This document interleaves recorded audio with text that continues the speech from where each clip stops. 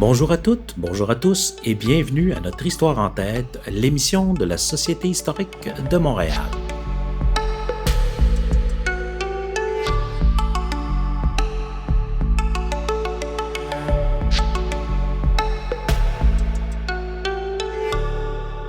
Bonjour et bienvenue à ce nouvel épisode de Notre Histoire en tête, l'émission de la Société historique de Montréal. Mon nom est Mathieu Trépanier et j'ai le plaisir aujourd'hui de recevoir à nouveau un habitué de l'émission qu'on aime beaucoup, l'historien Laurent Busseau. Bonjour Laurent, merci d'être à l'émission aujourd'hui. Bonjour Mathieu. Cher Laurent, on te présente plus, puis on va se tutoyer, je pense, à partir de maintenant. Oui, je pense qu'on ça peut fait faire assez ça. longtemps que tu viens. Tu es un habitué de l'émission, mais ceci dit, pour les gens qui nous écoutent et qui ne te connaîtraient pas encore, qui n'auraient pas encore ce bonheur, je me permets de faire un petit pédigré. Donc, tu es bien sûr historien, indépendant, et tu œuvres sous l'étiquette Historien sans frontières depuis plus d'une décennie maintenant. Mais tu as une pratique qui, au moins une vingtaine d'années d'histoire rocambolesque. Oui, tout à fait. C'est oui. ça. Hein? Tu as publié d'ailleurs plusieurs livres et articles sur des sujets très variés et tu abordes d'ailleurs souvent des thématiques historiques qui touchent à la fois à la France et au Québec. Mais aujourd'hui, ce qui est intéressant, c'est qu'on va faire, toi et moi, un petit pas de côté. On s'en va dans un domaine complètement différent de ce que tu nous as habitués d'ordinaire. Donc, on s'en va du côté des arts décoratifs parce que tu t'es intéressé à un personnage intéressant, un artiste montréalais d'origine italienne, Guido Nincheri. Alors, j'aimerais savoir, Laurent, c'était quoi, ou plutôt c'était qui Guido Nincheri? D'ailleurs, est-ce que je le prononce bien? Est-ce que c'est Nincheri? En fait, on prononce Nincheri parce qu'en italien, le CH, che, se prononce K. Donc, en fait, on dit régulièrement Nincheri, mais on a aussi le droit de dire Nincheri, mais c'est peut-être moins réaliste, surtout dans la petite Italie. Donc, Nincheri, je l'avais bien dit. Très bien. Et comment est-ce que tu en es arrivé à Nincheri? Écoute, c'est comme beaucoup de Montréalais, en fait. Je suis Ouais. passé par la case départ, c'est-à-dire l'église de Notre-Dame de la Défense, qui est dans la petite Italie. Et puis, en 98, j'ai découvert, comme beaucoup de gens, une peinture murale dans l'église où il y avait Benito Mussolini qui était à cheval et qui prônait un petit peu. Et j'ai été très surpris de ça. Et en fait, avec le temps, j'ai découvert donc qui avait produit cette murale. Et c'est surtout aussi le fait d'avoir découvert que c'était une technique à fresque, donc à fresco. Et là, pour moi, Guido Nincheri, c'est véritablement un point de repère important. C'est quelqu'un qui, dans l'histoire culturelle de Montréal, d'ailleurs, n'a pas assez sa place. Moi, je l'ai découvert aussi à l'église Saint-Eugène à Granby. Je l'ai découvert à l'hôpital de Thunder Bay en Ontario. Ah oui, jusqu'en Ontario. Jusque Ok. même aux États-Unis, parce qu'en fait, il a produit énormément des œuvres, tant qu'on va appeler des vitraux que des peintures murales. On va revenir sur ça.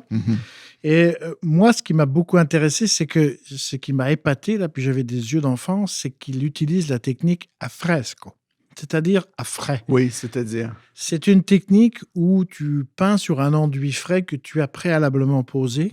Et je peux te dire par expérience, pour avoir été moi-même un apprenti fresquiste et pas un fresquiste, j'ai fait quelques pratiques en France.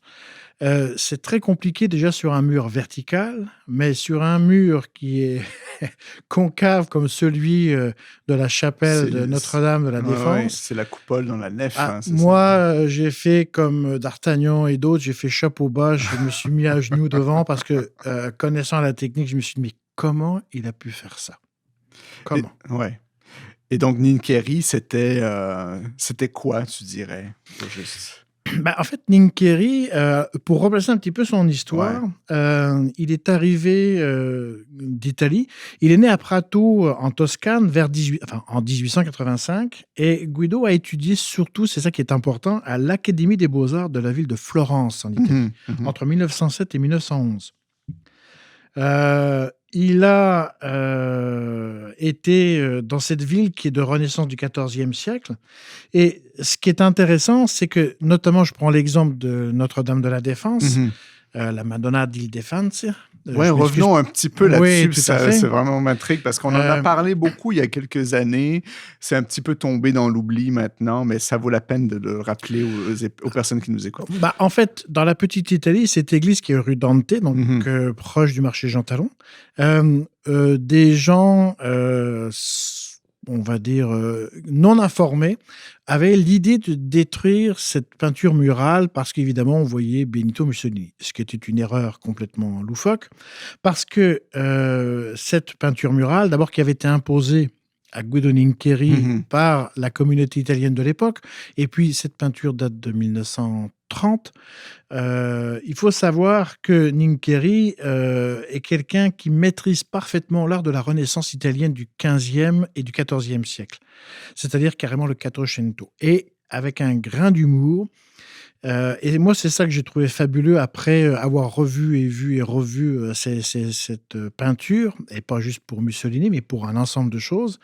Eh bien, si les gens observent parfaitement le personnage de Mussolini, ils vont d'abord noter que le cheval a les oreilles en arrière. Tous les gens qui sont cavaliers vont savoir que c'est un signe où le cheval a peur.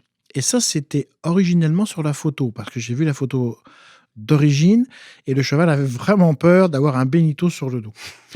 Il y a au-dessus de la tête de Benito un prêtre, alors malheureusement j'ai oublié son nom, mais qui a les mains vers le bas et qui, comme les Italiens, a l'air de dire « Mais qu'est-ce que tu fais ? Mais qu'est-ce que tu fais ?»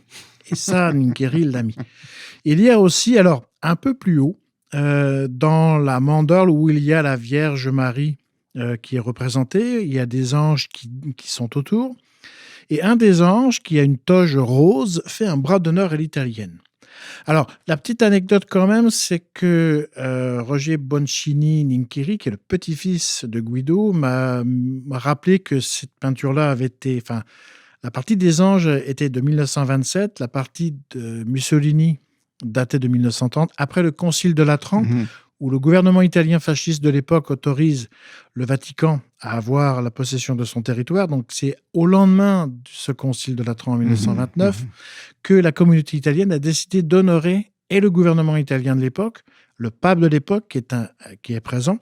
D'ailleurs, si vous observez un des gardes suisses, vous verrez qu'il y a un personnage en bleu qui est Guido Nincheri. Et c'est lui-même représenté à l'intérieur. Donc, c'est une analyse en fait un peu trop rapide. On conclurait à croire que finalement, c'est une apologie du fascisme, alors que pas du tout. C'est simplement pour souligner les accords du Latran qui ont donné leur souveraineté au Vatican, en fait. C'est ça. Oui, tout à fait. Puis on est dans les années 1930, donc la guerre n'est pas encore déclarée. Et puis Guido Nincheri, à qui on a imposé le sujet, parce qu'il avait refusé, mais là, il perdait son contrat. C'est là où il a mis ces petits détails comme le cheval avec les oreilles en arrière. Un petit clin d'œil pour dire non. Oui, c'est ça. Et dans ces fameux anges, il y en a un qui fait quand même un bras d'honneur. Ah, c'est pas mal, ça. Donc, il faut replacer le contexte. Et puis, dans cette période des années 20 et des années 30, on n'a pas le recul qu'on a aujourd'hui. On ne peut pas juger l'histoire. Non, c'est sûr. Ouais. Nincheri, lui, d'ailleurs, petite anecdote aussi, avait fait, avant de venir en Amérique du Nord, donc à partir de 1914, il avait fait une maison du peuple, il avait fait une peinture murale qui était dans les années 1912, et le gouvernement fasciste, quand ils sont arrivés au pouvoir dès 1922, ont détruit cette peinture murale. Donc Nincheri ne pouvait pas être dans leur giron, au contraire, il savait pertinemment à qui il avait affaire. Et puis, Guido Nincheri, et c'est ça que je reconnais dans toute son œuvre, et je ne suis pas le seul, c'est que c'est un humaniste. Et justement, maintenant qu'on a réglé la question Mussolini de Notre-Dame de la Défense, revenons un petit peu en arrière. Donc, en fait, commençons par le commencement. Nincheri, en fait, à quel moment est-ce qu'il arrive à Montréal? En fait, il arrive en 1914. C'est-à-dire que avec sa jeune épouse, qui est Giulia Bandellini, ils vont quitter l'Italie en direction de l'Argentine par bateau. Et là, on est en 1914. Sauf qu'en cours de route, août 1914, alors qu'il vogue vers l'Argentine pour éventuellement trouver une opportunité de travail, parce qu'il est déjà Il pratique déjà la peinture murale. Il a quelques notions architecturales. Il est allé aux Beaux-Arts à Florence. Oui, en Ouais. fait, il a fait l'école d'architecture de l'école de Florence. Eh bien, la Première Guerre mondiale se déclenche. Donc, le navire doit se détourner et va en pays neutre, qui est à dire des États-Unis, et il arrive à Boston. Donc, dans le courant de 1914, il s'installe à Boston. Il y reste quelques mois et ne trouve pas d'opportunité. Et selon les sources, en fait, on lui parle de Montréal, qui est une ville francophone, beaucoup plus italienne et peut-être qui accepte Que Boston, beaucoup plus une population européenne. Mhm. Donc, il décide, avec sa jeune épouse Julia, d'aller à Montréal et il s'installe à Montréal. Mhm. Et donc, à Montréal, évidemment, il arrive à Montréal à une époque, je me permets un petit aparté, Laurent, il arrive dans une période où c'est la première grande vague d'immigration italienne. Hein. Historiquement, je me permets cette parenthèse historique, là, mais il y en a eu deux grandes à Montréal. Il y a eu fin 19e siècle jusqu'à la crise, et il y a eu la deuxième grande vague d'immigration italienne à Montréal qui a été après la Deuxième Guerre mondiale, qui est une autre vague complètement différente.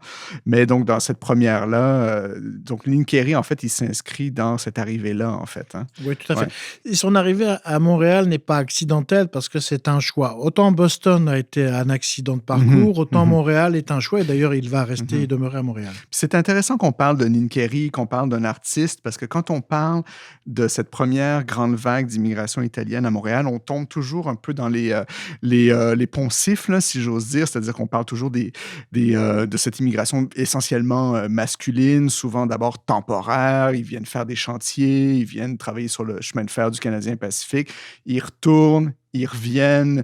Il y a du padronisme, hein, c'est-à-dire il y a des mecs qui les font venir d'Italie pour les renvoyer. Et puis, ça prend un certain temps avant que cette vague d'immigration italienne-là se consolide pour devenir permanente, pardon, et que ces gars-là, parce que c'est masculin d'abord, parviennent ensuite à faire venir leurs épouses, leurs enfants, etc., d'Italie. Et donc, c'est ça, on cite toujours des gens qui ont travaillé dans les chantiers, etc., mais il y a eu entre autres choses, toute une série d'artistes qui sont venus. Donc, évidemment, Lynn Carey, mais je pense, entre autres, aux Carly, par exemple, qui ont été des statuaires, qui ont fait des statues religieuses en particulier. Les Petrucci aussi, qui avaient leur atelier dans le Faubourg Québec, là, l'actuel Centre-Sud.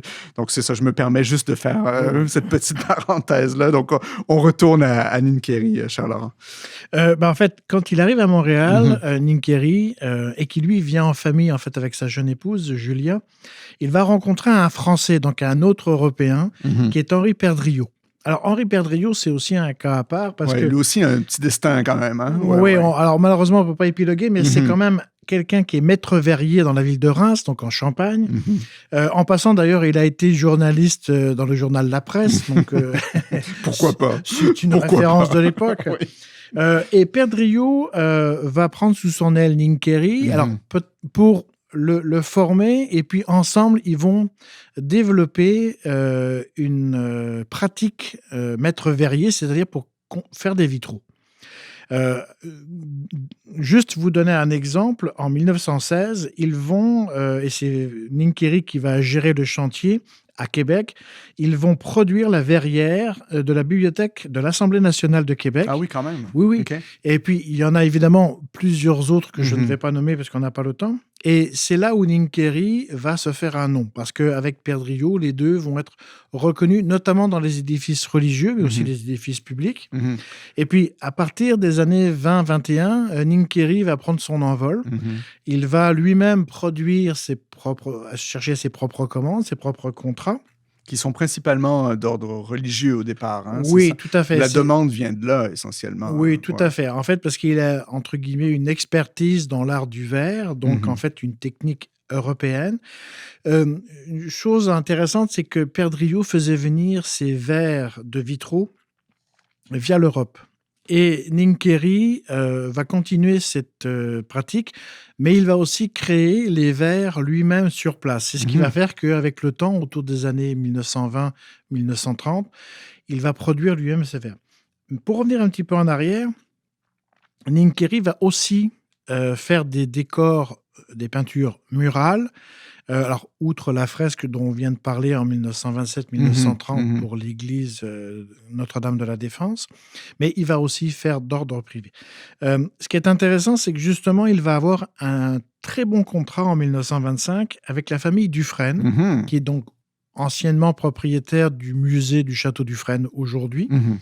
Et la famille Dufresne va passer un deal, si on est en bon français avec lui, c'est-à-dire qu'ils vont lui permettre d'avoir un atelier, un logement, où il va créer un atelier de travail qui est au 1832 boulevard Pineuf, qui existe encore d'ailleurs, qui est rattaché au musée Dufresne. Qu'on peut occasionnellement visiter, je crois. Oui, qui porte d'ailleurs le nom de Studio Ninkéry et qui va pendant plusieurs décennies produire et des vitraux, mais aussi des plans pour des peintures murales à travers les églises et d'autres édifices. Une grande partie du XXe siècle. Hein. Ouais. Oui, tout à fait, parce que, alors pour faire très court, Guido Ninkéry est décédé en 1973, mais il va travailler presque jusqu'à la fin de sa vie. Alors, il va avoir une période américaine, on reviendra sur ça, mais grosso modo, son œuvre est principalement, le point de départ, c'est Montréal. Il va quand même produire à peu près dans plusieurs provinces canadiennes et plusieurs États américains, mais son studio, qui aujourd'hui est devenu un musée relié donc au château Dufresne, c'est à partir de là que ses créations et sa production va se faire.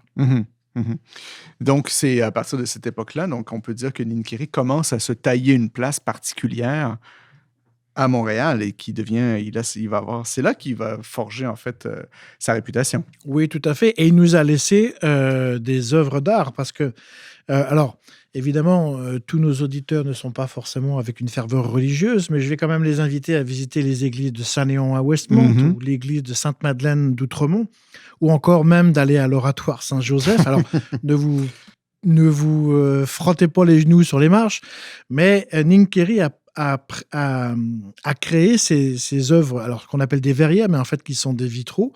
Il a à son actif, alors jusqu'à la fin de sa vie, totalisé environ 3000 œuvres à travers le Canada et les États-Unis. Quand même, oui, c'est beaucoup. Et beaucoup de ces œuvres-là subsistent aujourd'hui? Alors, il y a une partie, surtout des peintures murales, qui ont disparu. Il y a quelques verrières également, mais la grande majorité de son œuvre demeure une réalité.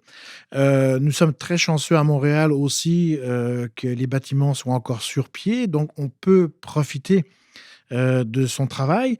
Le château Dufresne nous offre aussi une partie de son travail, alors il y a quelques verrières, mais surtout aussi pour les peintures murales, et puis on y revient. Ils sont dans le château, on va en parler tout à l'heure. Tout à fait. Parce que Ninkéry, outre le fait de maîtriser le vitrail, maîtrise aussi cet art qui est la fresque. Et indéniablement, c'est ce qui fait de lui un artiste humaniste incontournable, avec cette maîtrise de la Renaissance italienne, du Quattrocento et du XVe siècle, c'est-à-dire en fait de ces périodes que beaucoup de Québécois ou de Nord-Américains vont aller voir en Europe. Mais vous avez un artiste qui a produit à Montréal et en Amérique du Nord la même technique, la même pratique, et qui, à mon avis, d'ailleurs, n'est pas assez reconnu pour l'œuvre et son ensemble de travail qu'il a produit chez nous. Sûrement pas, oui, tout à fait. Et donc, Ninkéry, donc, on a beaucoup parlé de son œuvre religieuse, mais il y a une œuvre profane aussi. Hein. Oui, alors... On parlait du château Dufresne, justement, les murales du château Dufresne. OK.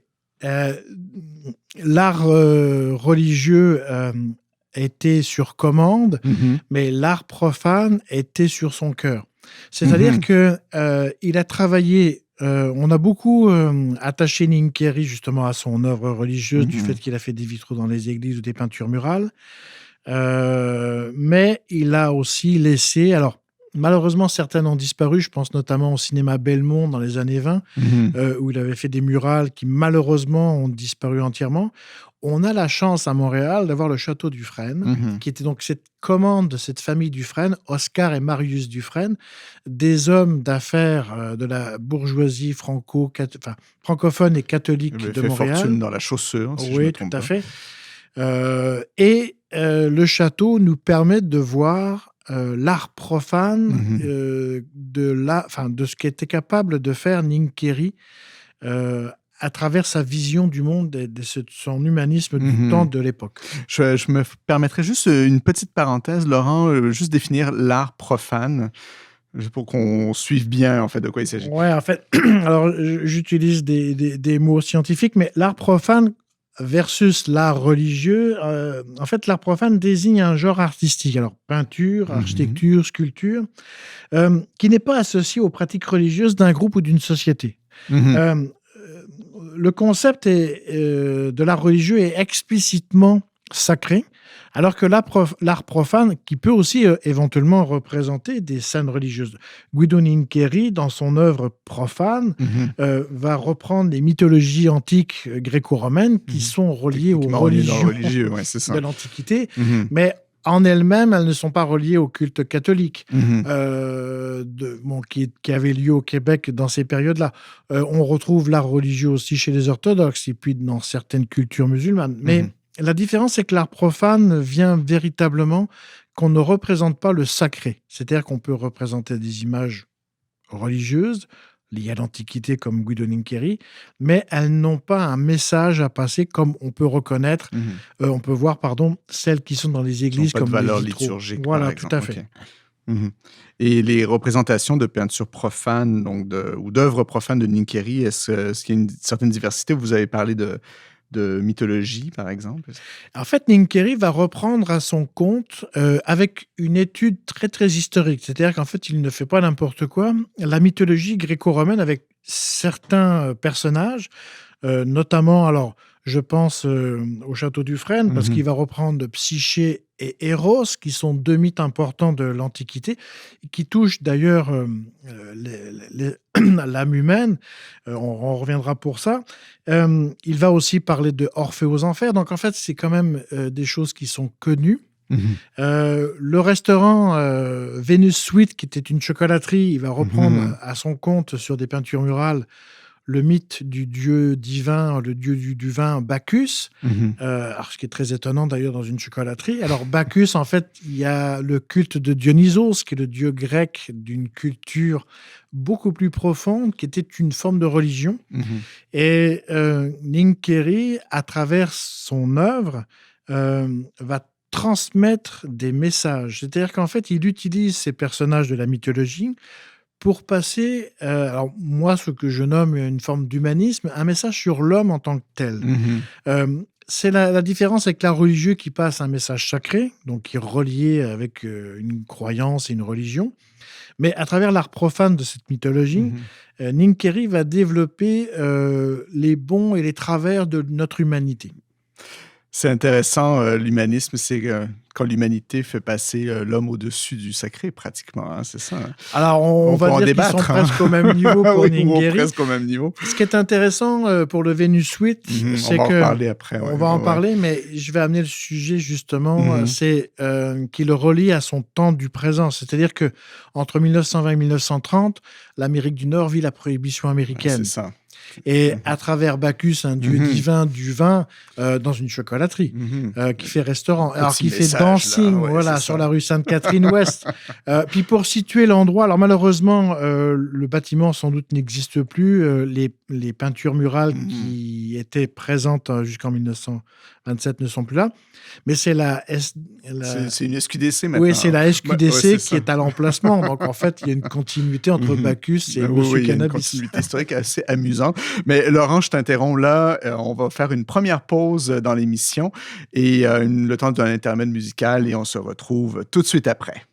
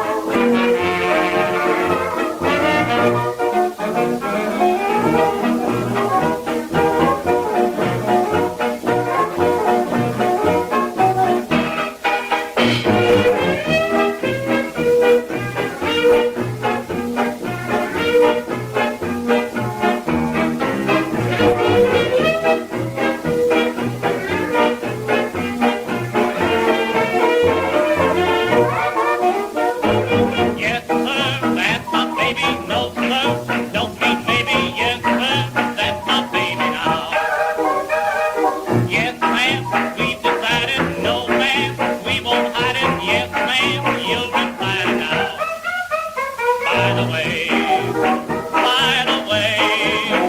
when I reach the preacher man, I'll say, yes, sir, that's my baby. No, sir, I don't mean baby. Yes, sir, that's my baby now.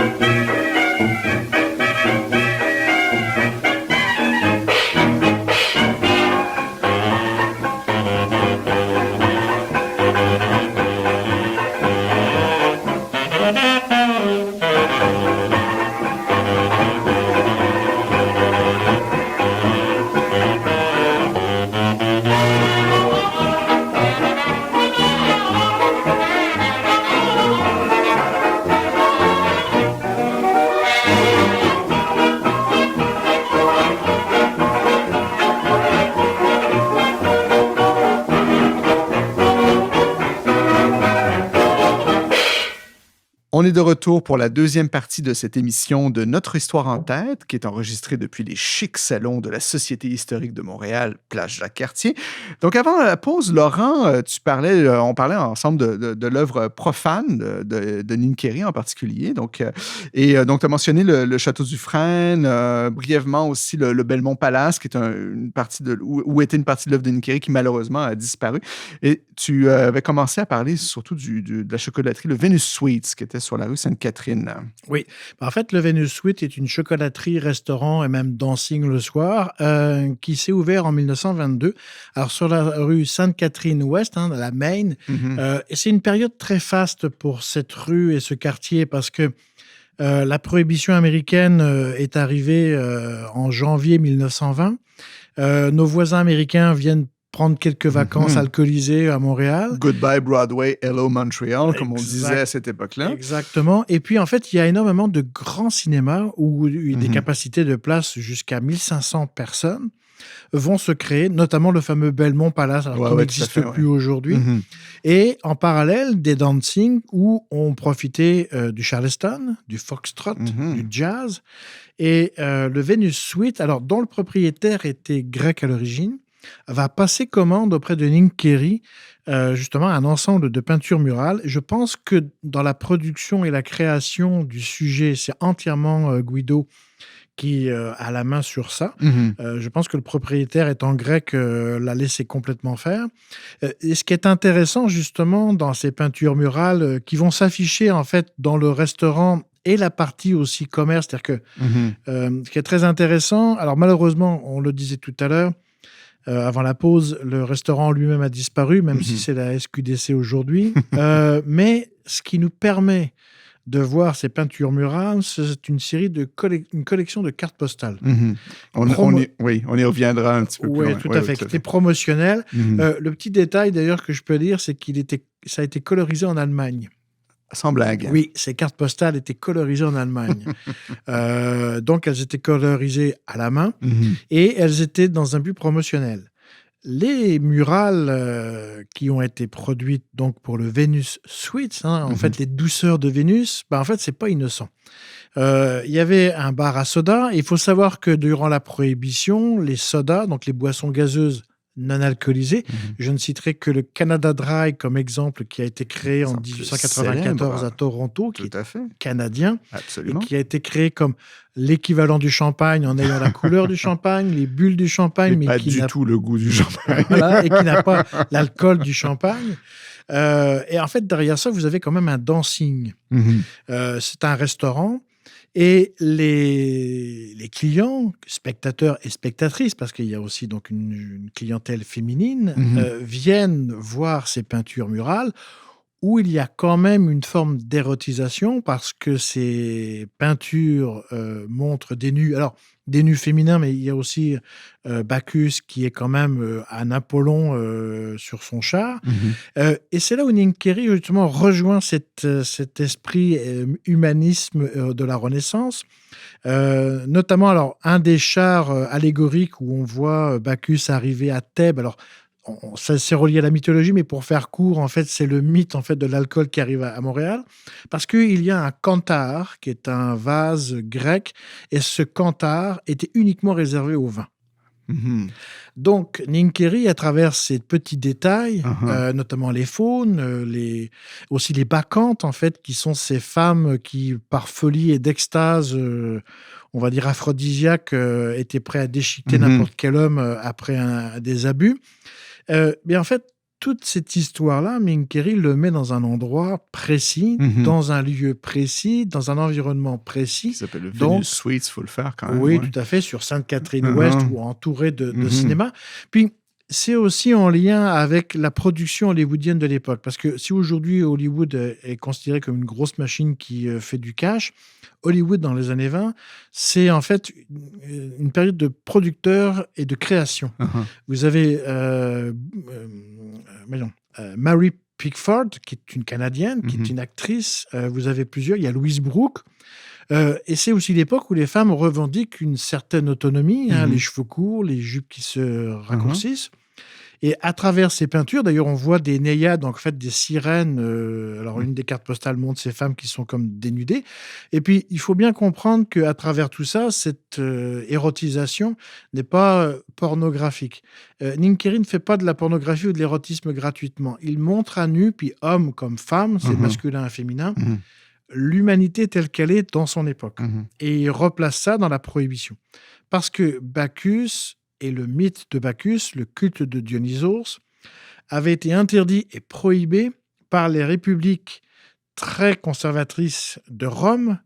Donc, le culte de Dionysos, relié à la consommation de l'alcool, le dieu romain étant Bacchus, eh bien, c'est une prohibition de l'Antiquité qui est reproduite pour la prohibition américaine, qui est aussi conservatrice. Ça fait un écho, si je peux me permettre, à la fresque qui représente Mussolini, c'est-à-dire que Ninkeri ne parle pas pour rien, en fait, quand il représente ces scènes, en fait. Il y a toujours un double sens. Oui, tout à fait. Et c'est là où la lecture, et j'inviterai d'ailleurs nos auditeurs et auditrices à participer et à un moment donné à voir, notamment aussi au Château du Frêne, il y a toujours une lecture dans la lecture. Oui, c'est ça. C'est ça qui m'a profondément intéressé chez Ninkeri, parce que, outre sa maîtrise de la fresque, outre le choix de ces mythologies gréco-romaines, derrière l'histoire, il y a une histoire. Et c'est là où il est fabuleux, parce que il a laissé, et on a la chance d'avoir cette collection de cartes postales, on a la chance, je le redis encore, d'avoir les peintures murales du Château du Frêne. La petite anecdote qu'il faut savoir... Oui, c'est ça, parce qu'il y a un lien avec le Venus Suite, c'est tout. Ouais. Alors, il y a un lien, mais je vais juste revenir sur une anecdote qui est vraie. C'est que Ninkeri, quand il a fait les peintures pour la famille Dufresne, évidemment, ça, on est autour des années 20, début des années 30. Quand, malheureusement, la famille Dufresne va laisser cet édifice... ça va péricliter un peu. Ça va péricliter, mais c'est surtout que c'est une congrégation religieuse qui va reprendre pour faire un pensionnat et un collège pour garçons. Imaginez la tête de ces futurs pensionnaires catholiques, on est dans les années 40, avec l'église en plus omniprésente à Montréal, où ils verraient des jeunes femmes dénudées. Ils seraient ravis. Ils seraient peut-être ravis, mais je ne pense pas que les frères enseignants sûrement pas. ne seraient pas contents. Ninkeri avait anticipé ça. Pour ne pas voir détruire son œuvre, il l'avait recouverte de peinture à l'eau de couleur blanche pour masquer toutes les images qui ne pouvaient pas éventuellement, qui auraient touché la bonne morale chrétienne, on va dire ça comme ça. Donc c'est Ninkeri, c'est l'initiative de Ninkeri en fait d'avoir fait ça, parce que l'histoire qu'on entend souvent à propos de ça, quand on a surtout retrouvé une histoire qui apparaît probablement quand on a redécouvert en fait ces fresques, c'était que, c'est ce qu'on entend parfois en tout cas, mais c'était que finalement c'est la communauté religieuse qui a recouvert ces fresques-là, mais en fait, ce que tu me dis, c'est que c'est Ninkeri lui-même qui a anticipé le truc. Oui, tout à fait. Et c'est lui qui l'a proposé. Et en fait, pourquoi je peux l'affirmer, c'est qu'il l'a écrit noir sur blanc dans une lettre, dans les années fin 60 au maire de Montréal, parce que quand l'édifice a quitté la main religieuse, le bâtiment a été abandonné et il était prévu d'être détruit pour, évidemment, comme les promoteurs immobiliers font beaucoup aujourd'hui, sans regarder un petit peu l'histoire des bâtiments, on rase et on reconstruit du neuf.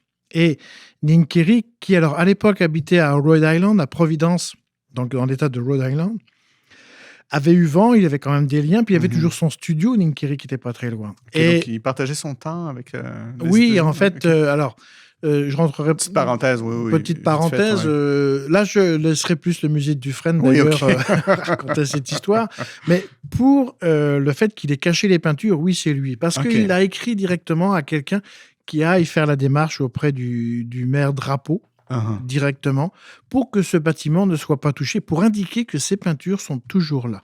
Pour protéger sa propre œuvre, en fait. Tout à fait. Donc, il y a plus dans cette histoire que ce qu'on avait imaginé. Ninkeri avait conscience de ce qu'il laissait derrière lui, et même devant lui. Et puis, il y a aussi ce qui est confirmé dans ce document, c'est qu'il écrit que c'est son œuvre personnelle. C'est-à-dire autant les œuvres religieuses qu'il ne renie pas, au contraire, c'était des commandes. Autant, même si pour le Venus Suite, par exemple, c'est une commande, le château Dufresne, c'est son œuvre, c'est quelque chose de son humanité. Et donc, il était absolument impossible pour lui de penser qu'on pouvait détruire le bâtiment et donc de détruire son travail. Peut-être un petit mot, Laurent, sur la redécouverte de l'œuvre de Ninkeri au château Dufresne. Alors, en fait, c'est sans doute par la mairie de Montréal qu'il y a eu un choix. Je n'ai pas trop les détails. Là, je laisserai plus les conservateurs du musée de raconter cette histoire à vos auditeurs et auditrices. Mais toujours est-il que le bâtiment ne va pas être voué à la destruction. Après, c'est la ville de Montréal qui va en prendre possession et donc le château de Dufresne, en fait, ce nom qu'on lui a donné, va devenir un musée. Le studio Ninkeri, qui est resté au sein, alors qui était donc au 1832 du boulevard Pineuf, oui, était resté entre les mains des descendants de Ninkeri après sa mort, après 73. Il va devenir un petit musée. Aujourd'hui, il est rattaché au château. Donc ça, c'est une très bonne chose parce qu'en fait, tout l'atelier en fait, est sauvegardé. Ce qui est intéressant dans l'œuvre de Ninkeri, dans cette œuvre mythologique, on en a parlé entre nous, c'est que entre le Venus Suite, qui est le restaurant où il ne demeure que les cartes postales, et encore, on n'a peut-être pas tout le travail qu'il a fait, et les panneaux murales qui existent, notamment dans une salle où on reprend Orphée. D'ailleurs, Ninkeri s'est lui-même représenté à cheval sur un des Pégases, parce qu'en fait, c'était aussi son truc. On le retrouve dans l'église Notre-Dame de la Défense, caché à travers des gardes suisses. Son visage est régulièrement dans son œuvre. C'est une forme de signature. Genre de Hitchcock de la fresque. Voilà, tout à fait. Okay. Il y a un lien entre les panneaux de la mythologie de Psyché et d'Eros ou d'Orphée aux enfers qu'on retrouve au château Dufresne et celles qui ont été faites pour le Venus Suite qui reprennent le thème de Dionysos Bacchus. Il y a un lien direct parce que la commande qui avait été faite pour le restaurant du Venus Suite incluait certains panneaux que l'on retrouve aujourd'hui au château Dufresne. Ah, donc ça survit au château Dufresne. Oui, tout à fait. Ça, c'est intéressant. Et ce n'est pas une vue de l'esprit de ma part, c'est que dans une société d'histoire montréalaise, à Hochelaga notamment. L'atelier d'histoire de Merci Hochelaga Maisonneuve, nos confrères qu'on salue. Oui, tout à fait. Je présente, mais d'ailleurs, je présente mon bonjour à M. Charbonneau. Eh bien, il y a une correspondance et des informations qui montrent justement qu'il y avait une corrélation entre cette œuvre-là. Et d'ailleurs, il subsiste un lien direct parce que, outre cette mythologie sur certains personnages, il y a un lien de lecture à faire.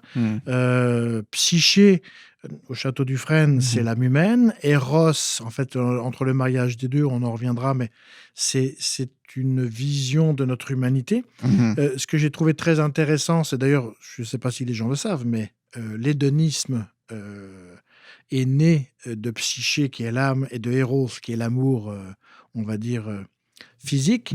Et la naissance de leur enfant, qui était une fille, Edona, a donné l'hédonisme, c'est-à-dire le plaisir de la vie. Donc, Guido Ninkeri à ce mandat, on dirait, intellectuel et culturel qui est toujours relié avec cette Renaissance italienne.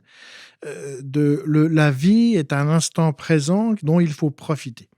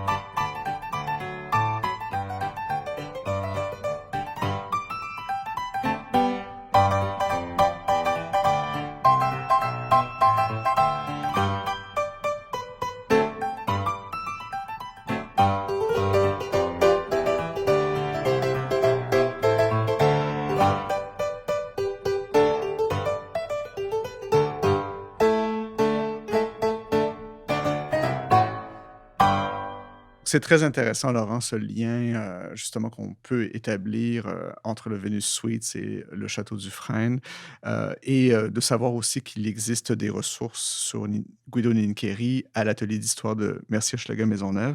J'aimerais qu'on revienne un peu sur... parce que c'est très intéressant parce qu'on est dans les années 20, on est dans un Québec qui serait perçu comme pudibond, mais en fait pas du tout, hein. Non, absolument pas. Mais en fait, le Pas tant que ça, Montréal. hein. Non, non, C'est en pas à fait, Montréal, en tout cas, le ouais. Montréal de la période de la prohibition américaine. Montréal, comme ville, est une cité des Lumières, c'est-à-dire que c'est la joie de vivre. On est dans une principauté, là, hein. Oui, tout à fait, Ah parce ouais. que le monde rural... Alors, il y Ouais. a quand même quelque chose d'intéressant historiquement parlant, c'est qu'en 1921, la population rurale est dépassée par la Oui, population c'est ça. urbaine. C'est ça. On est dans un tournant aussi de société, c'est-à-dire que les jeunes femmes quittent les campagnes pour aller travailler en ville. Ouais. Là, on voit apparaître justement le cinéma américain hollywoodien, alors qui produit des films d'ailleurs qui étaient censurés aux États-Unis. Petite anecdote, moi qui habite Denham, il y a l'ancien relais de diligence qui à l'époque servait de salle de cinéma pour nos voisins américains dans les années 20, 1900 et 1930. Donc, tout ce qui est culturel, c'est ce qui va faire d'ailleurs Montréal, ville de lumière, hein. Alors, c'est pas juste le red line non plus, mais l'alcool dans les cabarets coule à flot, et c'est ce que représente Nincheri. D'ailleurs, un autre détail important, parce qu'on parlait d'art profane et d'art religieux.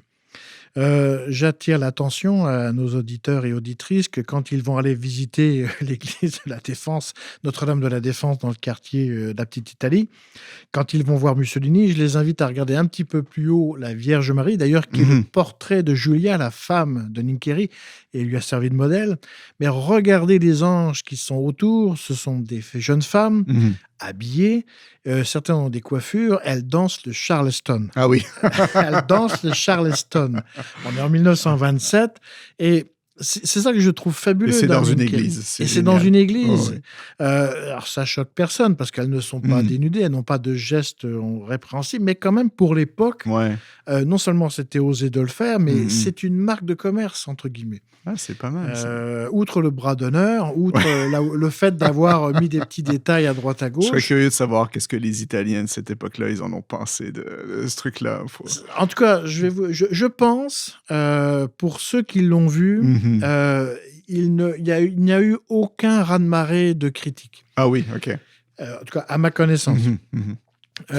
La communauté italienne n'est pas si prude que ça non plus, c'est-à-dire que comme toute culture européenne, puis d'ailleurs même aussi pour Montréal, nord-américaine de l'époque, on a une culture européenne qui est quand même ouverte sur le monde. Tout à fait. L'Église en tant que telle qu'on a connue, ce qu'on appelle la grande noirceur de Duplessis, ça arrive après. Mhm, mhm. La période des années 20, des années 30 est une période phase de création. D'ailleurs, Nick Carey n'est pas le seul. Il y a des décors de cinéma qui ont été faits par à fait. d'autres personnes qui sont très antiques, très égyptiens aussi. Oui, Emmanuel Briffin, qui Oui. était de son contemporain. Il était maltais, mais il a été formé en Italie, exactement comme Nick Carey. Ouais, Tout à fait. Et cette école-là, et c'est une culture qu'on oublie un petit peu dans l'architecture aussi. Alors, l'autre truc de Notre-Dame de la Défense, il faut savoir que Nick Carey, qui était quand même aussi, qui avait une connaissance en architecture, a permis la construction de l'église. C'est-à-dire qu'avant de faire les peintures, l'architecture en elle-même, en croix latine, c'est-à-dire une croix. Oui, c'est une croix latine. Ouais. C'est lui qui a aidé les ingénieurs. Mais comme il n'était pas ingénieur au Québec, il n'a pas signé les documents. Ah oui, OK. Mais dans c'est son intéressant. historique, il a participé Un à la mise en artiste, place. complet. Ce qui est intéressant chez Nick Carey, justement, c'est que alors c'est pareil pour Saint-Léon de Westmont. Apparemment, c'est lui qui a organisé l'architecture avant de mettre les peintures et l'encadrement des verrières. Ah ouais. Donc, c'est un artiste complet. Et j'en reviens toujours, faire très court pour la technique de la fresque. La fresque, c'est que vous vous occupez d'abord de faire un mur avec des enduits différents qui sont de techniques différentes. Et c'est en dernier lieu. Et pourquoi on dit à fresco, qui est en français à frais, c'est que vous avez à peu près 6 à 7 heures pour peindre avec des pigments minéraux ou végétaux sur cet enduit qui va respirer un petit peu comme les stalactites et les stalagmites dans une grotte. C'est-à-dire qu'il y a le calcite qui va durcir après 7 heures. On dit que la 7e heure en fresque, c'est l'heure du diable. Ah oui. Parce que si vous essayez de peindre sur le fameux calcite qui se positionne, il commence à se durcir, votre peinture est foutue. Ah ouais. Et c'est ça que, et même à Bécomo, il a fait des fresques avec des jeunes filles. Chose intéressante chez Nick Carey, il reprenait aussi les visages de ses enfants. J'ai eu l'honneur, avec son petit-fils Roger Boncini, Nick Carey, de faire venir un des fils de Nick Carey, qui était un monsieur très très âgé, il y a plusieurs années. Alors, vous m'excuserez, j'ai oublié son prénom. Et il se reconnaissait dans le vitrail de Granby. Moi, je trouvais ça fabuleux. Ah, c'est moi qui ai posé là. Donc, la famille à Nick Carey participait et ils sont dans les verrières, comme Julia, mais comme de ses enfants. Est-ce que, je me permets une parenthèse, Laurent, est-ce que, c'est un peu à côté, cette parenthèse-là, mais est-ce que Nick Carey a été inquiété pendant la Deuxième Guerre mondiale? Alors oui, parce que du fait de Mussolini, malheureusement pour lui, en 1940, il a été arrêté par la GRC. D'ailleurs, il a été arrêté en plein chantier à Bécomo. Ah oui. Il a été envoyé dans une prison à Petawawa. Alors, anecdote aussi, c'est qu'il a retrouvé un maire de Montréal qui était Camillien Wood. Il a fait le portrait d'ailleurs de Camillien Wood qui lui a servi pour redevenir maire. Ah oui, sans blague. Après la guerre. En fait, il y a tout un ensemble de choses. Donc, en fait, Nick Carey, et je pense que... Alors, je mets des guillemets parce que je n'ai pas la certitude, et puis ce serait peut-être plus à sa famille ou au musée Dufresne de confirmer. Je pense qu'en partie, il est parti à Rhode Island, donc à la ville de Providence, un peu prendre du recul par rapport au Québec. Je comprends. Okay. Mais il n'a pas abandonné Montréal. Son studio a toujours été là. Il a toujours travaillé à partir de là. Ça a été une période d'emprisonnement quand même pour un artiste qui était d'ailleurs un antifasciste. Mais il y a beaucoup d'Italiens antifascistes qui avaient été arrêtés dans cette période-là. Tu as mentionné, Laurent, on a gardé une trace visuelle d'une partie de l'œuvre de Nick Carey, notamment les fresques du Venus Suites, à travers toute une série de cartes postales. Oui, tout à fait. Et ça, d'ailleurs, je remercie beaucoup le centre de documentation du musée Pointe-à-Calière, notamment Éric Major, parce que Qu'on salue. parce que il y a une collection qui s'appelle la collection Paquin d'un monsieur qui depuis Christian 2014, Paquin, Christian Paquin, qui a collectionné des milliers de cartes postales. Et à travers ces cartes postales, j'ai eu la surprise, grâce d'ailleurs à Éric, de retrouver plusieurs images de ce restaurant. Alors, à l'intérieur, il y a aussi la façade. Il y a aussi le musée Dufresne, je pense qu'il y a une collection. Alors, je ne la connais pas en détail, mais je sais qu'ils ont aussi quelques cartes postales. C'est intéressant, et puis, j'ai aussi, alors ça remonte à plus de 10 ans, il y avait eu un collectionneur privé qui a fait afficher sa collection complète pour la vendre, ce qui m'avait permis de récupérer les images, alors de ne pas les vendre, pas les images en tant que telles, pas les cartes postales, parce que je me suis amusé à reconstituer le restaurant avec les images par rapport aux cartes postales. C'est pas mal ça. Et c'est ce qui m'a permis de découvrir aussi le sens de lecture que les consommateurs et consommatrices alors de chocolat, de soda et autres pouvaient avoir au Venus Suite. C'est pas mal ça. D'ailleurs, je me suis toujours demandé que, comme c'était un dancing, peut-être que Henning Kéri avait le sens du mouvement. Il y a une chose importante, tu vois, Mathieu, que j'ai oublié, c'est que la fresque a aussi un autre avantage, c'est que ça fait ressortir la lumière et les mouvements. Dans la fresque, le mouvement est important. Et c'est ce qu'on retrouve, et je conclurai sur ça, dans le Charleston qu'il y a à Notre-Dame de la Défense. Ah oui, OK. Ben, on ira la visiter, Notre-Dame de la Défense. Ensemble. Madonna de la Difessin, Oui. pour ceux que ça intéresse, nommée en l'honneur d'un lieu-dit de l'arrière-pays napolitain, je crois, la Difessin. Voilà, c'était ma minute érudite. Merci beaucoup. Merci infiniment, Laurent, d'être avec nous aujourd'hui, encore une fois, pour raconter la vie et l'œuvre d'un autre Montréalais qui a sa place dans l'histoire, Guido Nincheri. On en a fait quelques-unes ensemble, qu'on peut d'ailleurs écouter sur la chaîne YouTube de la Société historique de Montréal. On avait parlé à peu près pour la même époque, notamment du détective Silas Carpenter, donc les réécouter ça. Je rappelle, Laurent, que tu as consacré 3 articles à propos de Guido Nincheri, dont un entièrement dédié à son œuvre dans le Venus Suites, donc ce commerce de la rue Sainte-Catherine qui n'existe plus dans le magazine Continuité, si je ne me trompe pas. Et 2 autres articles également dans la revue Histoire Québec, paru en 2017. Ils sont tous accessibles via le web, mais on mettra les liens sur nos réseaux sociaux au moment où cette émission sera diffusée. Donc, c'était, Laurent, toujours un plaisir, bien sûr, de t'avoir avec nous. C'est maintenant la fin de l'émission. J'en profite pour saluer le toujours excellent Antonin Viss à la prise de son et au montage de nos émissions. Vous pourrez retrouver Notre Histoire en tête la semaine prochaine à l'antenne de Radio Ville-Marie et sur la chaîne YouTube de la Société historique de Montréal, bien sûr. Merci beaucoup, Laurent. C'est moi qui te remercie. Et je voudrais conclure par une phrase de Nincheri, si tu me le permets. J'en profite parce qu'on se tutoie. « Mes œuvres parleront pour moi. Ceux qui les apprécieront me rendront hommage. » C'est ce que j'ai fait aujourd'hui. Ça conclut très bien cette émission. Merci, Laurent. Merci.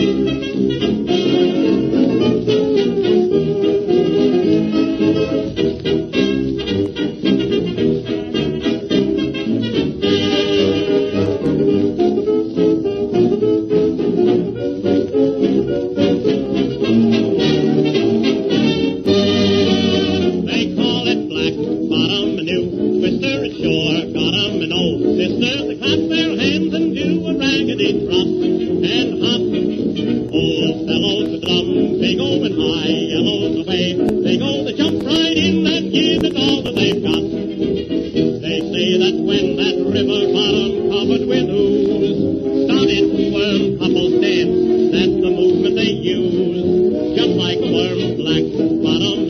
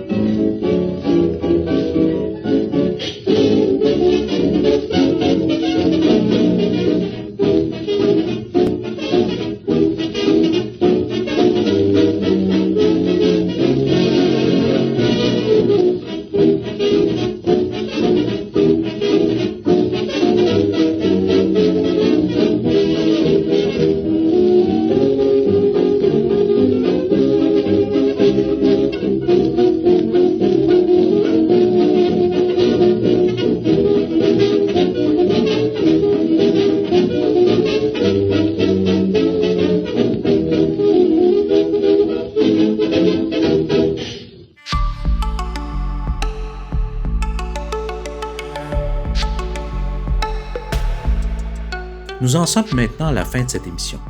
Vous pourrez la retrouver sur le site de la Société historique de Montréal à l'onglet Émissions de radio ou sur notre chaîne YouTube. Nous vous invitons, si ce n'est déjà fait, à devenir membre de la Société historique de Montréal, ce qui nous permet de produire ces émissions.